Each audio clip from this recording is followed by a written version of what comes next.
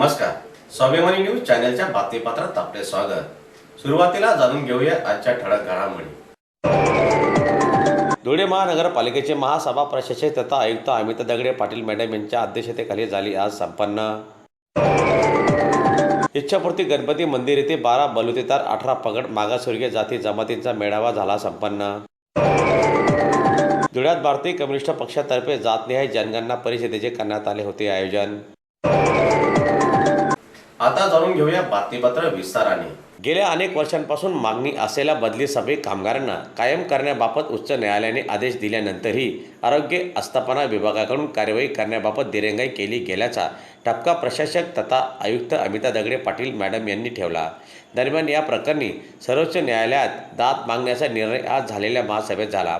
धुळे महानगरपालिकेची महासभा प्रशासक तथा आयुक्त अमिता दगडे पाटील यांच्या अध्यक्षतेखाली स्वर्गीय दिलीप पायगुडे सभागृहात झाली। या सभेत न्यायालयाच्या निर्णयानुसार महानगरपालिकेतील बदली सफाई कर्मचाऱ्यांच्या मंजूर रिक्त पदांवर सामावून घेण्याबाबत अहवाल चर्चा करण्यात आली। दरम्यान आजच्या महासभेसाठी मनपा प्रशासक तथा आयुक्त उपायुक्त यांच्यासह विविध विभागातील अधिकारी उपस्थित होते। नमस्कार। आज धुळे महानगरपालिकेची महासभा आज आयोजित करण्यात आली होती। साधारण 6 ते 7 विषय महासभेमध्ये चर्चेला होते। यामध्ये स्वच्छ भारत मिशनमध्ये शहरामध्ये आपल्याला सगळ्यांना ज्ञात आहे की जी सार्वजनिक शौचालय आहेत ते ॲस्पिरेशनल टॉयलेट्स आणि बाकीचं हे आहे, आणि हद्दवाढ भागामध्ये काही टॉयलेट्स जी आहेत सार्वजनिक शौचालय ती ग्रामपंचायत काळातली वगैरे आहेत, ते त्याची अवस्था फार बिकट आहे। वलवाडीसारख्या ठिकाणी वगैरे नागरिकांची पण खूप मोठ्या प्रमाणावर मागणी होती, आणि आपल्याला स्वच्छ भारत मिशनमधून त्याच्यासाठी निधी उपलब्धता होणार आहे।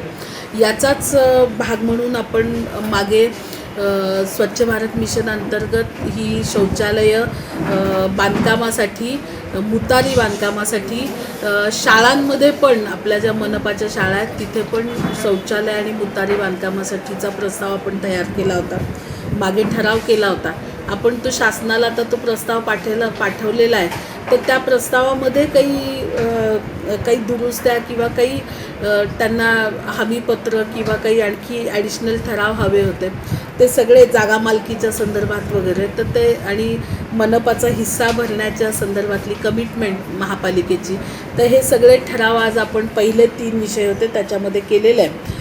त्यानंतर धुळे महानगरपालिकेमध्ये वर्षानुवर्ष बदली कामगार म्हणून काम करणारे आपले बरेच कामगार आहेत। वास्तविक खूप आधी म्हणजे मागे 15-20 वर्षापूर्वीच त्यांच्या बाबतीतला योग्य तो एक ठोस निर्णय होणं आवश्यक होतं, पण दुर्दैवाने तो तशा टाईपचा निर्णय काही महानगरपालिकेमध्ये झाला नाही, आणि ही सगळे आमचे कामगार बंधू कोर्टामध्ये गेले, कोर्टाचे निकाल लागले।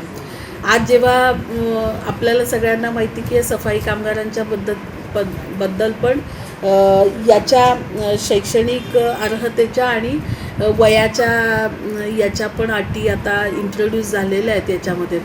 तर आपण ह्या सगळ्या हायकोर्टचं डिसिजन झालं होतं, त्यानुसार या सगळ्या कामगारांची माहिती गोळा करून आपण छाननी केली असता आम्हाला असं लक्षात आलं की जवळजवळ 170 पैकी काही मयत झाले, काही रिटायर झाले वयोमानानुसार किंवा याच्यानुसार, तर फक्त 28 लोक आहेत ही या सगळ्या क्रायटेरियामध्ये बसतात, आणि त्याचा प्रस्ताव पाठवला तर या बाकीच्या सगळ्या लोकांवर अन्याय होईल अशी एक भावना आहे। तर त्यामुळं, आणि हा जो आहे तो हायकोर्टचा डिसिजन आहे, हायकोर्टच्या डिसिजनला ॲपिलेट ॲथॉरिटी सुप्रीम कोर्ट आहे, तर डिले कंडोन करून या प्रकरणामध्ये सुप्रीम कोर्टामध्ये जर आपण ती केस दाखल केली, आणि तुळजापूर नगरपालिका आणि बाकीच्या महानगरपालिकांच्या बाबतीत पण काही असे बदली कामगारांच्या बाबतीत डिसिजन झाले, आणि वयाची आणि शिक्षणाची अट जर वेव ऑफ होऊन यांना एक विशेष बाब म्हणून सामावून घ्या अशा स्वरूपाचा जर काही डिसिजन झाला सुप्रीम कोर्टचा, तर त्याला आपल्याला पुढे त्याच्यावर कारवाई करणं शक्य होईल।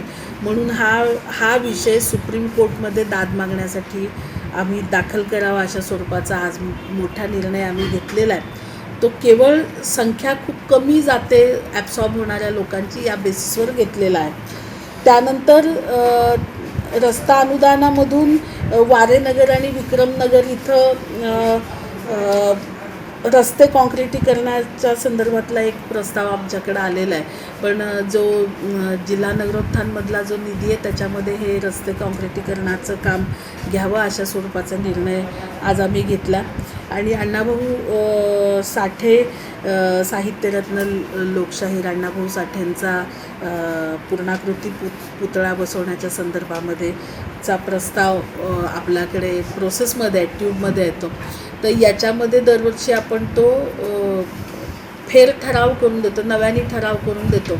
तर त्याचं रिन्युअल ठरावाचं करण्याचं काम आपण आज केलेलं आहे.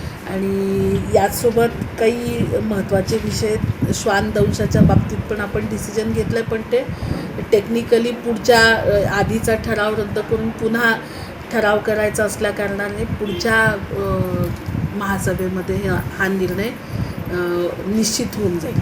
धन्यवाद.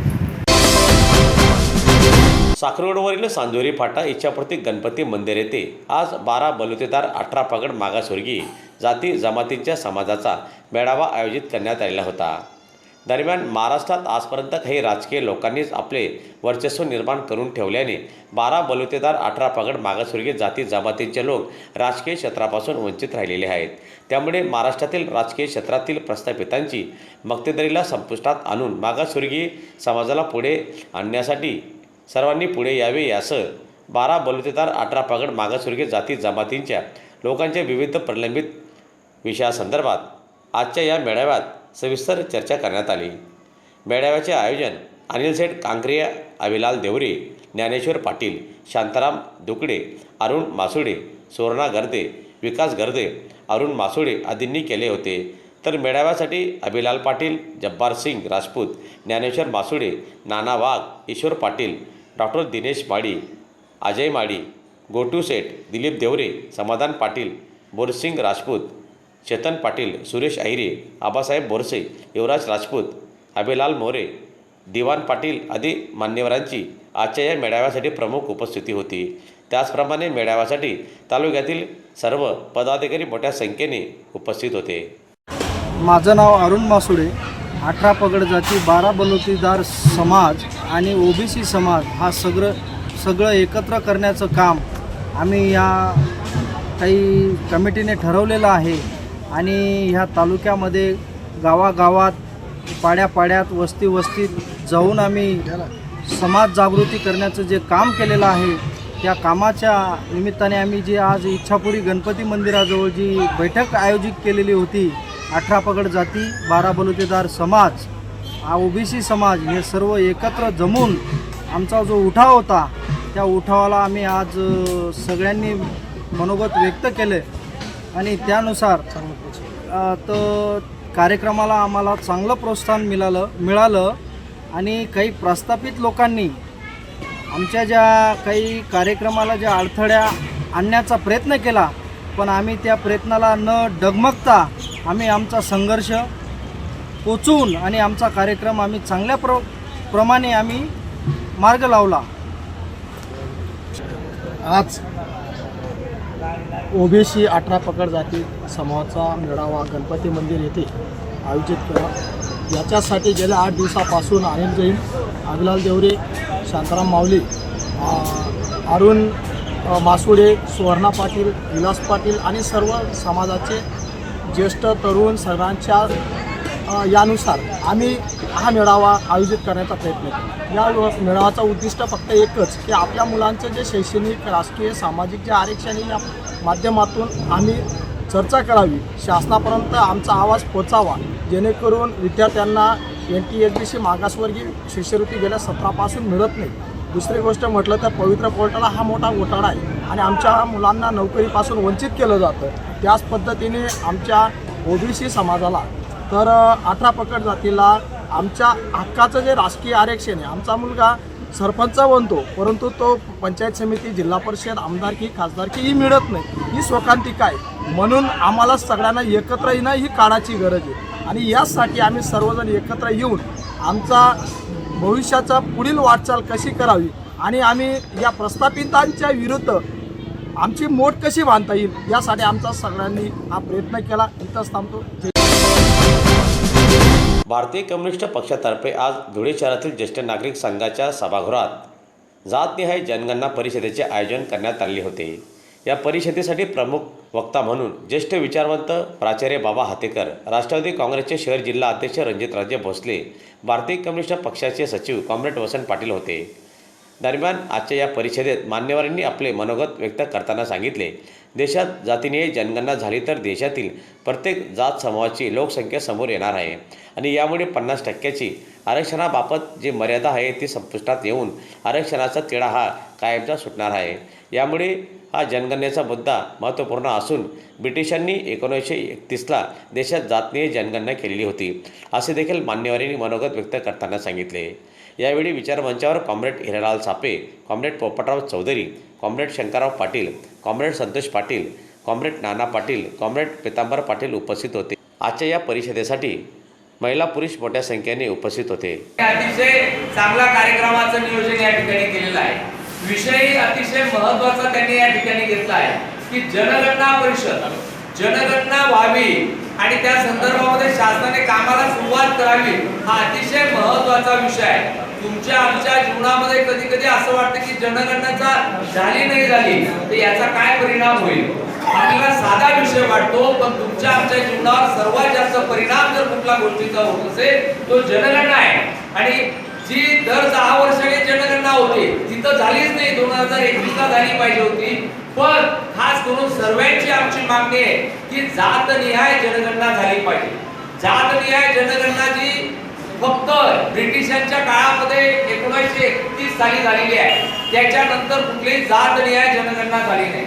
जातनिहाय जनगणना जर झाली तर आपल्या लक्षात येतं की या भारत देशामध्ये कोणकोणत्या जाती आहेत, कुठल्या भागामध्ये वास्तव्याला आहेत किंवा त्यांची संख्या किती आहे, आणि हे जर आपल्याला लक्षात आलं तर त्याच्या आधारे त्या डाटाच्या आणि माहितीच्या आणि संख्येच्या आधाराने राज्य सरकारला किंवा केंद्र सरकारला योजनांची आखणी करता येते। याचा महत्त्वाचा उद्देश आहे की या संपूर्ण देशामध्ये आदिवासी समाजाची संख्या किती येते, दलित समाज किती येतो, ओबीसी समाज किती येतो आणि ओपनचे किती आहे, हे जर खरी संख्या आपल्या समोर आली तर कदाचित आपल्याला चांगल्या योजना राबवता येतात। जातनिहाय जनगणना नसल्यामुळे आणि खरे आकडे आपल्याकडे नसल्यामुळे आज राज्य सरकारला आणि केंद्र सरकारला जे खरे लाभार्थी आहेत, जो गोर गरीब वंचित आहे, गरजू आहे, त्याच्यापर्यंत योजना पोहोचत नाही आणि तो वंचितच राहण्याचं या ठिकाणी त्याला ठेवलं जात आहे। म्हणून जातीय जनगणना सुद्धा खूप महत्त्वाची आहे। माझा पक्ष राष्ट्रवादी काँग्रेस पार्टी आहे। माझ्या पक्षाचे नेते शरद पवार साहेब असतील, ते आमचे सर्व वरिष्ठ नेते असतील, या माझा पक्ष असेल, आमची सुद्धा जातनिहाय जनगणनेच्या कामाला या ठिकाणी पाठिंबा आहे। याचबरोबर स्वाभिमानी न्यूज चॅनलचे बातमीपत्र संपले। पुन्हा भेटूया पुढील प्रसारणात, तोपर्यंत नमस्कार।